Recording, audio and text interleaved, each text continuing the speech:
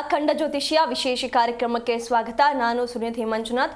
ಇವತ್ತಿನ ಕಾರ್ಯಕ್ರಮದಲ್ಲಿ ಜನ್ಮಾಂತರ ಕೃತಂ ಪ್ರಾರಬ್ಧ ಸಂಚಿತ ಕರ್ಮಗಳು ಅಂದ್ರೆ ಏನು, ಈ ಕರ್ಮಗಳಿಗೆ ಅನುಸಾರ ಈ ಜನ್ಮದಲ್ಲಿ ಬರುವಂತಹ ಸಂಕಟಗಳೇನು, ಹಾಗೆ ದಾನಗಳಿಂದ ಈ ಸಮಸ್ಯೆಗಳಿಗೆ ಪರಿಹಾರ ಸಿಗೋದು ಸಾಧ್ಯನಾ, ಎಲ್ಲವನ್ನ ಮಾತಾಡ್ತಾ ಹೋಗೋಣ. ಹಾಗೆ ಈ ದಿನದ ಪಂಚಾಂಗ ಪರಿಹಾರಗಳನ್ನು ಮಾತಾಡೋಣ. ಹಾಗೆ ರಾಶಿ ಭವಿಷ್ಯಗಳ ಬಗ್ಗೆಯೂ ಕೂಡ ಮಾತಾಡ್ತಾ ಹೋಗೋಣ. ಇದೆಲ್ಲದರ ಬಗ್ಗೆ ತಿಳಿಸ್ಕೊಡೋದಕ್ಕೆ ಇವತ್ತು ನಮ್ಮ ಜೊತೆ ಇದ್ದಾರೆ ಡಾಕ್ಟರ್ YSK ಆಚಾರ್ಯ ಗುರುಗಳು, ಖ್ಯಾತ ಜ್ಯೋತಿಷ್ಯರು ಮತ್ತು ಕಾಮಾಖ್ಯ ಪ್ರತ್ಯಂಗಿರ ಉಪಾಸಕರು. ಅವರನ್ನ ಕಾರ್ಯಕ್ರಮಕ್ಕೆ ಸ್ವಾಗತಿಸೋಣ. ಸ್ವಾಗತ ಗುರುಗಳೇ. ನಮಸ್ಕಾರ.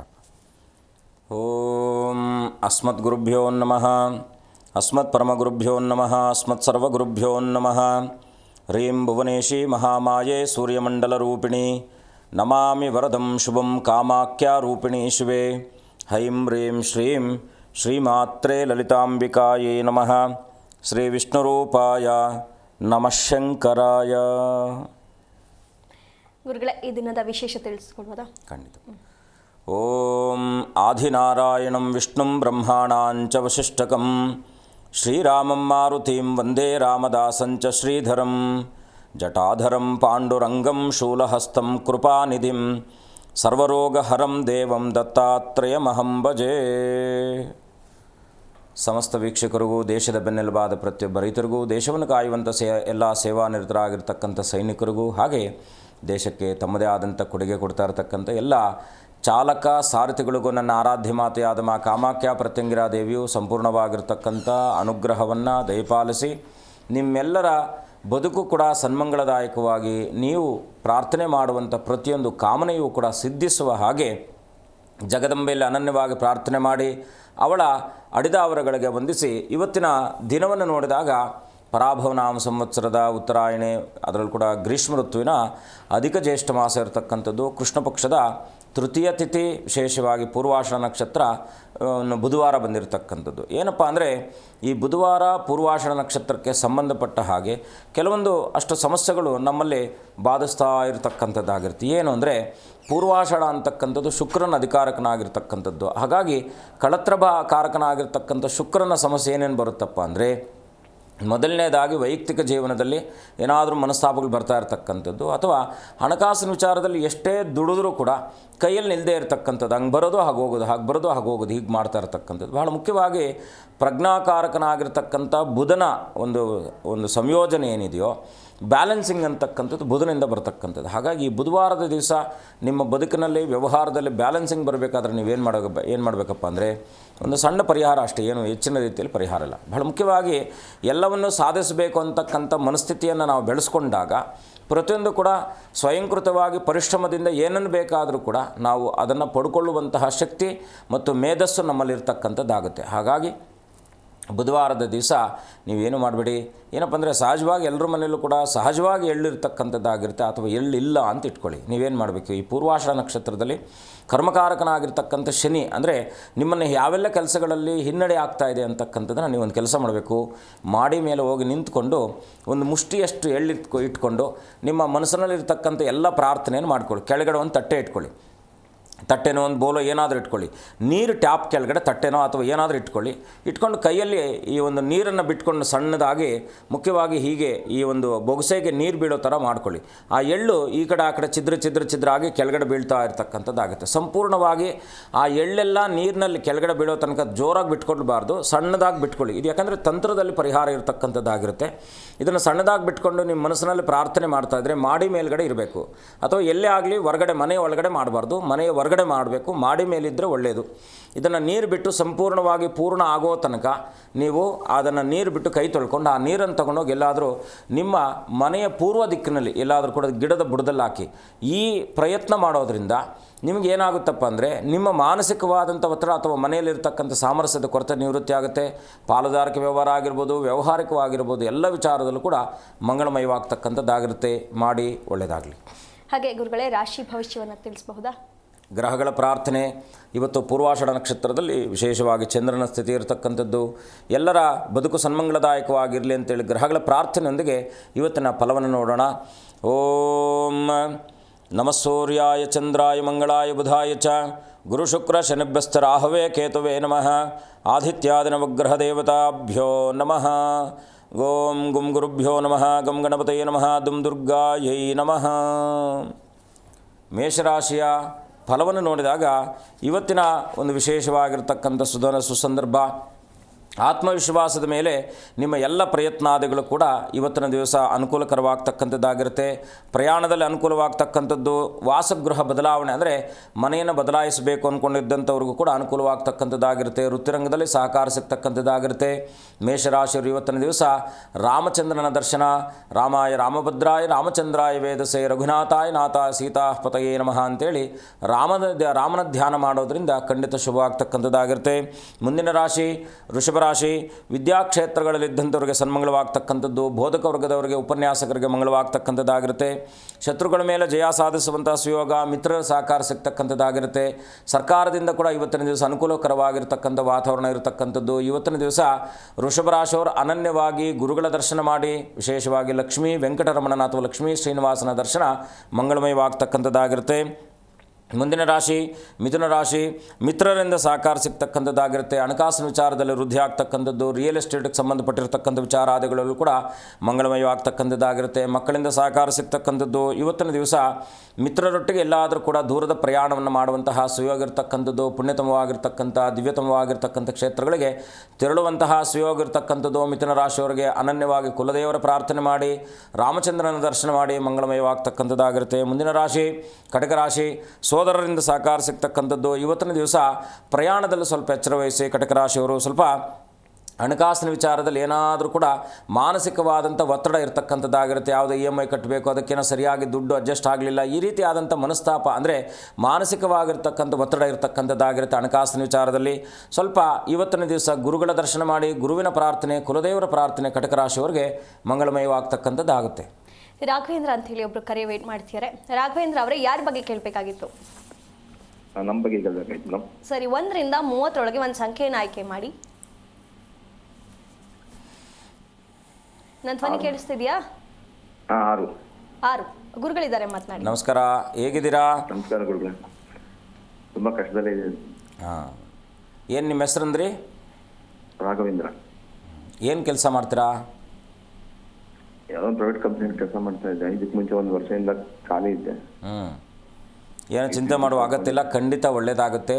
ಇವಾಗ ನಿನ್ನೆ ತಾನೇ ಗುರುವಿನ ಬದಲಾವಣೆ ಆಗಿದೆ. ನಿಮ್ಮ ದಶಾನುಕೂಲಕ್ಕೆ ಅನುಸಾರವಾಗಿ ವೈಯಕ್ತಿಕ ಜಾತಕ ಪರಿಶೀಲನೆ ಇರಬೇಕಾಗಿರ್ತಕ್ಕಂಥದ್ದು. ಸ್ವಲ್ಪ ಏನಂದರೆ ಅಮ್ಮನವರ ಸನ್ನಿಧಾನ, ಯಾವುದಾದ್ರೂ ಶಕ್ತಿ ದೇವತೆ ಎಲ್ಲಿರ್ತಕ್ಕಂಥದ್ದು ತಾವು? ಬೆಂಗಳೂರಲ್ಲಿ. ಹಾಂ, ನೀವೊಂದು ಕೆಲಸ ಮಾಡಿ, ಪ್ರತಿ ಮಂಗಳವಾರ ಮಿಸ್ ಮಾಡ್ದಂಗೆ ಆಂಜನೇಯ ಸ್ವಾಮಿ ಸನ್ನಿಧಾನ, ಪ್ರತಿ ಶುಕ್ರವಾರ ಶಕ್ತಿ ದೇವತೆಯ ಸನ್ನಿಧಾನ, ಈ 2 ಸನ್ನಿಧಾನಗಳನ್ನು ಬಲವಾಗಿ ಇಟ್ಕೊಳ್ಳಿ. 8 ವಾರಗಳ ಕಾಲ ಅಲ್ಟರ್ನೇಟ್ ಡೇಟ್ ಏನಿದೆಯೋ, ನಾವು ಶುಕ್ರವಾರ ಮಂಗಳವಾರ 8 ವಾರಗಳನ್ನು ಅನನ್ಯವಾಗಿ ಏನೂ ಮಾಡಬೇಡಿ. ಸೀದಾ ಮಂಗಳವಾರ ಹೋಗಿ ಆಂಜನೇಯನ ದರ್ಶನ ಮಾಡಿ 21 ಪ್ರದಕ್ಷಿಣೆ ಹಾಕಿ ಆಂಜನೇಯನ ಹತ್ರ ಮೊರೆ ಇಡಿ, ಖಂಡಿತ ಒಳ್ಳೆಯದಾಗುತ್ತೆ. ಎರಡನೇದು, ಅಮ್ಮನವರ ಸನ್ನಿಧಾನದಲ್ಲಿ ಕುಂಕುಮಾರ್ಚನೆ ಮಾಡಿಸಿ, ಆ ಕುಂಕುಮನೋ ಅಕ್ಷತೆಯೋ ಏನಾದರೂ ನಿಮ್ಮ ಬಳಿ ಇಟ್ಕೊಂಡು ಎಲ್ಲ ಪ್ರಯತ್ನ ಕಾರ್ಯಗಳು ಕೂಡ ಸಫಲ ಆಗುತ್ತೆ. ಮನೆಯ ದೇವರ ಪ್ರಾರ್ಥನೆ ಮಾಡಿಕೊಳ್ಳಿ, 2 ಕೆಲಸಗಳನ್ನು ಮಾಡಿ, ಖಂಡಿತ ಒಳ್ಳೆಯದಾಗುತ್ತೆ. ಹಾಗೆ ಧನ್ಯವಾದಗಳು. ಜಗದಂಬ ಅಂತ ಹೇಳಿ ಮತ್ತೊಬ್ಬರು ಕಾಲರ್ ವೇಟ್ ಮಾಡ್ತಾರೆ. ಜಗದಂಬ ಅವರೇ, ಯಾರ ಬಗ್ಗೆ ಕೇಳಬೇಕಾಗಿತ್ತು? ನಮ್ಮ ಮಗಳ ಬಗ್ಗೆ ಕೇಳಬೇಕಿತ್ತು. ಸರಿ, 1 ರಿಂದ 30 ಒಂದು ಸಂಖ್ಯೆಯನ್ನು ಆಯ್ಕೆ ಮಾಡಿ. 15 ಮೇಡಮ್. ಗುರುಗಳಿದ್ದಾರೆ, ಮಾತನಾಡಿ. ನಮಸ್ಕಾರ ತಾಯಿ. ಮೇಡಮ್, ನಮಸ್ಕಾರ ಗುರುಜಿ. ನಮಸ್ಕಾರ, ಹೇಗಿದ್ದೀರಾ? ಚೆನ್ನಾಗಿದ್ದೀವಿ ಗುರುಗಳೇ. ಅಮ್ಮ ಹೇಳಿ, ಏನು ಪ್ರಶ್ನೆ ನಿಮ್ಮದು? ನಮ್ಮ ಮಗಳ ಬಗ್ಗೆ ಕೇಳಬೇಕಿತ್ತು ಗುರು. ಏನಾಗಬೇಕಿತ್ತು? ಮದುವೆ ವಿಚಾರನ? ಇಲ್ಲ, ಮದುವೆ ಆಗಿ 3 ವರ್ಷ ಆಗಿದೆ.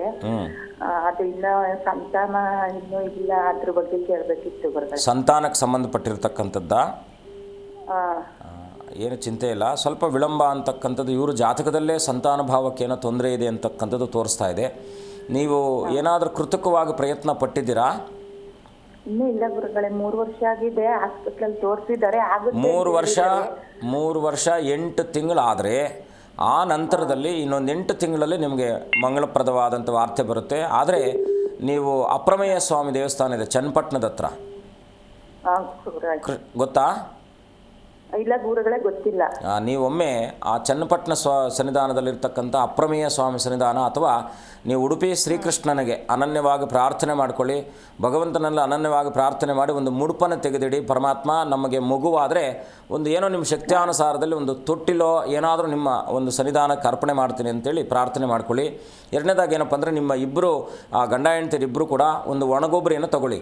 ಒಣಗೊಬ್ಬರಿಯಲ್ಲಿ ಅಕ್ಕಿ ಮತ್ತು ಕಡಲೆಕಾಳು, ಅಕ್ಕಿ ಮತ್ತು ಕಡಲೆಕಾಳು ಮತ್ತು ಶ್ರೀಕೃಷ್ಣನ ಸಣ್ಣದಾಗಿರತಕ್ಕಂಥ ಒಂದು ವಿಗ್ರಹವನ್ನು ಅದರಲ್ಲಿಟ್ಟು ತಲೆ ಹತ್ರ ಇಟ್ಟು ಪ್ರತಿ ಬುಧವಾರದ ದಿವಸ ಆ ವಿಗ್ರಹ ತಗೊಳ್ಳೋದು, ಅದಕ್ಕೆ ಅಭಿಷೇಕ ಮಾಡಿ ಆ ನೀರನ್ನು ತಗೊಳ್ಳೋದು, ಮಿಕ್ಕಿದ ಹಾಗೆ ಆ ವಿಗ್ರಹನ ಆ ತೆಂಗಿನಕಾಯಿ ಒಳಗಡೆ ಇಟ್ಟು ಒಣಗಿರ್ತಕ್ಕಂಥ ತೆಂಗಿನಕಾಯಿ ಆ ಮೇಲ್ಗಡೆ ಕಟ್ ಮಾಡ್ಕೊಳ್ಳಿ.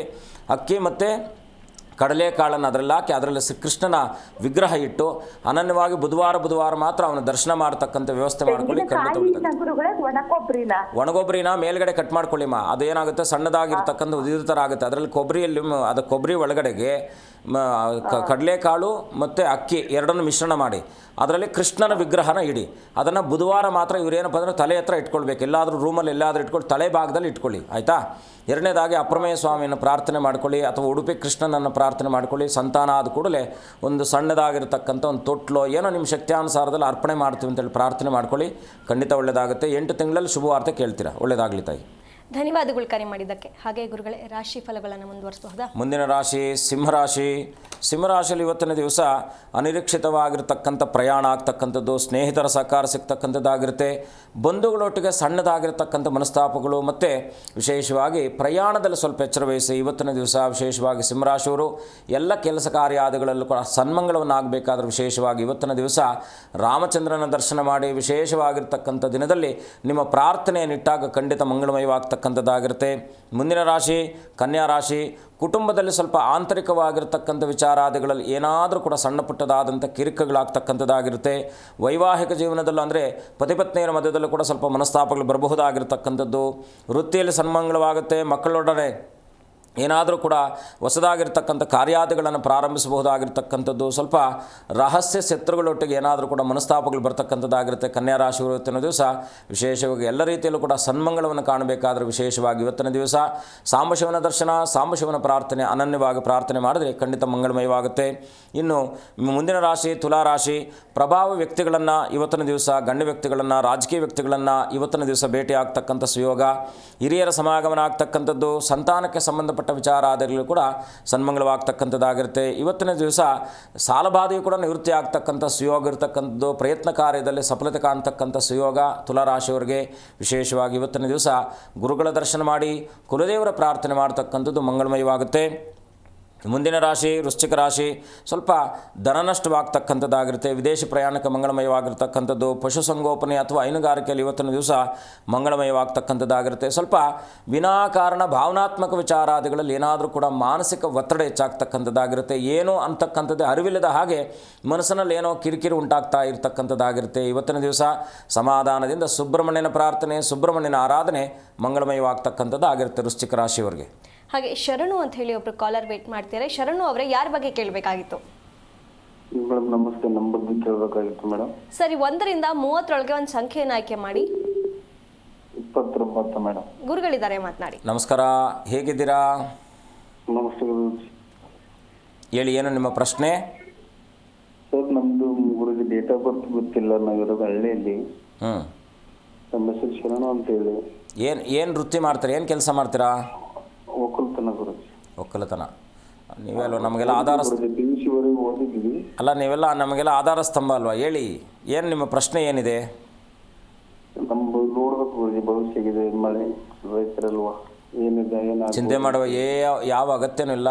ಭಾನುವಾರ ಎಲ್ಲಾದರೂ ಸೂರ್ಯನಾರಾಯಣನ ಸನ್ನಿಧಾನದಲ್ಲಿ ಒಂದು ಅರ್ಚನೆ ಮಾಡುವಂಥ ವ್ಯವಸ್ಥೆ ಮಾಡಿ. ಇಲ್ಲಾಂದರೆ ಭಾನುವಾರದ ದಿವಸ ಆದಿತ್ಯ ಹೃದಯ ಪಾರಾಯಣ ಮಾಡಿ ಸೂರ್ಯನಾರಾಯಣನ ಪ್ರತಿನಿತ್ಯ ಸೂರ್ಯನಾರಾಯಣನ ಒಂದು ನಮಸ್ಕಾರ ಹಾಕ್ಕೊಳ್ಳಿ. ಕುಲದೇವರ ಸಮೀಪಕ್ಕೆ ಹೋಗಿ ಬನ್ನಿ. ಇನ್ನೇನು ಗುರುವಿನ ಪರಿವರ್ತನೆ ಆಗಿದೆ, ಖಂಡಿತ ಒಳ್ಳೆಯದಾಗುತ್ತೆ. ಶುಭವಾಗಲಿ. ಧನ್ಯವಾದಗಳು ಕರೆ ಮಾಡಿದ್ದಕ್ಕೆ. ಹಾಗೆ ಭಾರತಿ ಅಂತೇಳಿ ಒಬ್ರು ಕಾಲರ್ ವೇಟ್ ಮಾಡ್ತಾರೆ. ಭಾರತಿ ಅವರೇ, ಯಾರ ಬಗ್ಗೆ ಕೇಳಬೇಕಾಗಿತ್ತು? ನನ್ನ ಧ್ವನಿ ಕೇಳಿಸ್ತಿದ್ಯಾ? ಯಾರ ಬಗ್ಗೆ ಕೇಳಬೇಕಾಗಿತ್ತು? ದಯವಿಟ್ಟು ಟಿವಿಯಿಂದ ದೂರ ಬಂದು ಮಾತನಾಡಿ. ದಯವಿಟ್ಟು ಟಿವಿಯಿಂದ ದೂರ ಬಂದು ಮಾತನಾಡಿ. ದೂರನೇ ಇದ್ದೀನಿ ಗುರುಜಿ. ಯಾರ ಬಗ್ಗೆ ಕೇಳಬೇಕಾಗಿತ್ತು? ಅದೇ ನನ್ನ ಬಗ್ಗೆನೇ ಈಗ ಹೇಳಿದ್ರಲ್ಲ ಗುರುಜಿ. ಅದು ನಿಮ್ ಜೊತೆ ಮಾತಾಡಿದಲ್ಲ, ನಿಮ್ಕಿನ್ನ ಮುಂಚೆ ಒಬ್ರು ಕರೆ ಮಾಡಿದ್ರು, ಅವ್ರ ಜೊತೆ ಮಾತಾಡಿದ್ದು. ನೀವು 1 ರಿಂದ 30 ಒಂದು ಸಂಖ್ಯೆಯನ್ನು ಆಯ್ಕೆ ಮಾಡಿ. 28. ಗುರುಗಳಿದ್ದಾರೆ, ಮಾತನಾಡಿ. ನಮಸ್ಕಾರ ಅಮ್ಮ, ಏನು ಪ್ರಶ್ನೆ ನಿಮ್ಮದು? ಅದೇ ಯಾರ ದುಡ್ಡು ಇಸ್ಕೊಂಡು ಕೊಡ್ತಲ್ಲ ಗುರುಜಿ. ಪರಿಹಾರ ಹೇಳಿರ್ತೀನಲ್ವ, ಪರಿಹಾರ ಮಾಡ್ತಿದ್ದೀರಾ?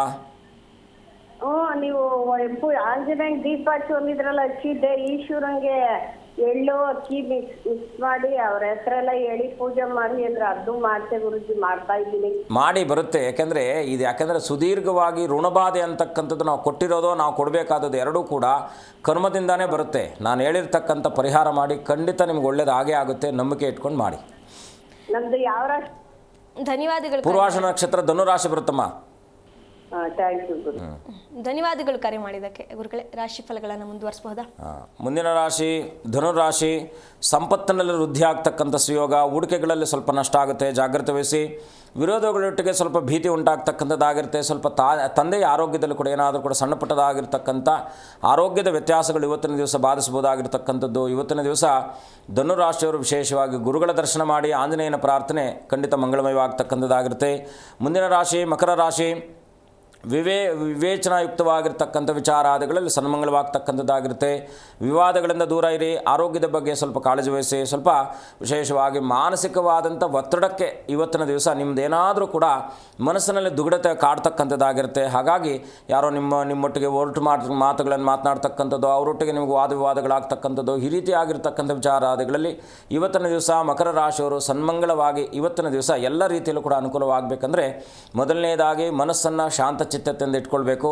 ಎರಡನೇದಾಗಿ ನಿಮ್ಮ ಕೆಲಸದ ಮೇಲೆ ನೀವು ಅವಗಾಹನೆಯನ್ನು ಇಟ್ಕೊಂಡಾಗ ಖಂಡಿತ ಶುಭವಾಗ್ತಕ್ಕಂಥದ್ದಾಗಿರುತ್ತೆ. ಇವತ್ತಿನ ದಿವಸ ವಿಶೇಷವಾಗಿ ಗುರುಗಳ ದರ್ಶನ ಮಾಡಿ ಗುರುವಿನ ಪ್ರಾರ್ಥನೆ ಮಂಗಳಮಯವಾಗುತ್ತೆ ಮಕರ ರಾಶಿಯವರಿಗೆ. ಮುಂದಿನ ರಾಶಿ ಕುಂಭರಾಶಿ. ಬಂಧುಗಳ ಆಗಮನವಾಗ್ತಕ್ಕಂಥದ್ದಾಗಿರುತ್ತೆ. ಇವತ್ತಿನ ದಿವಸ ವಿಶೇಷವಾಗಿ ಕುಟುಂಬದೊಂದಿಗೆ ಎಲ್ಲಾದರೂ ಕೂಡ ಪ್ರಯಾಣ ಮಾಡುವಂತಹ ಸುಯೋಗ ಇರತಕ್ಕಂಥದ್ದು. ವೈವಾಹಿಕ ಜೀವನದಲ್ಲೂ ಕೂಡ ಮಂಗಳಮಯವಾಗ್ತಕ್ಕಂಥದ್ದಾಗಿರುತ್ತೆ. ಇವತ್ತಿನ ದಿವಸ ವಾಹನಾದಿಗಳ ಕ್ರಯ ವಿಕ್ರಯಾದಿಗಳಲ್ಲೂ ಕೂಡ ಲಾಭ ಆಗ್ತಕ್ಕಂಥದ್ದು. ಕುಂಭರಾಶಿಯವರು ಇವತ್ತಿನ ದಿವಸ ವಿಶೇಷವಾಗಿ ಗುರುಗಳ ದರ್ಶನ ಮಾಡಿ ನಿಮ್ಮ ಕುಲದೇವರ ಪ್ರಾರ್ಥನೆ ಮಾಡ್ತಕ್ಕಂಥದ್ದು ಮಂಗಳಮಯವಾಗುತ್ತೆ. ಮುಂದಿನ ರಾಶಿ ಮೀನರಾಶಿ. ಸ್ವಲ್ಪ ಚೋರ ಭೀತಿ ಇರತಕ್ಕಂಥದ್ದು, ಏನಾದರೂ ಕೂಡ ಹಣ ಅಥವಾ ವಸ್ತುಗಳನ್ನು ಇವತ್ತಿನ ದಿವಸ ನಷ್ಟ ಆಗ್ತಕ್ಕಂಥದ್ದಾಗಿರುತ್ತೆ. ಉದ್ಯೋಗದಲ್ಲಿ ಸನ್ಮಂಗಳವಾಗ್ತಕ್ಕಂಥದ್ದು. ಇವತ್ತಿನ ದಿವಸ ಹಿರಿಯರ ಆಶೀರ್ವಾದ, ಹಿರಿಯರೊಟ್ಟಿಗೆ ಸಮಾಲೋಚಿಸಿ ನೀವೇನೇ ನಿರ್ಧಾರಗಳನ್ನು ತೆಗೆದುಕೊಳ್ಳಬೇಕಾದರೂ ಕೂಡ ಏಕಪಕ್ಷೀಯವಾಗಿರ್ತಕ್ಕಂಥ ನಿರ್ಧಾರಗಳನ್ನು ಬೇಡ.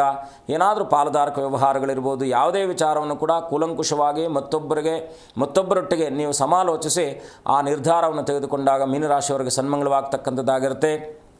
ಇವತ್ತಿನ ದಿವಸ ಮೀನರಾಶಿಯವರು ಸುಬ್ರಹ್ಮಣ್ಯನ ಪ್ರಾರ್ಥನೆ ಮಾಡಿ ಗಣಪತಿಯ ದರ್ಶನ ಮಾಡ್ಕೊಳ್ತಕ್ಕಂಥದ್ದು ಮಂಗಳಮಯವಾಗ್ತಕ್ಕಂಥದ್ದಾಗುತ್ತೆ. ಹಾಗೆ ಗುರುಗಳೇ, ಇವತ್ತಿನ ವಿಷಯಕ್ಕೆ ಬರೋದಾದರೆ ಜನ್ಮಾಂತರ ಕೃತಂ ಪ್ರಾರಬ್ಧ ಸಂಚಿತ ಕರ್ಮಗಳು ಅಂದರೆ ಏನು ಗುರುಗಳೇ? ಕೃತ ಅಂದರೆ ಏನು? ಇರೋದು ಅಂತ.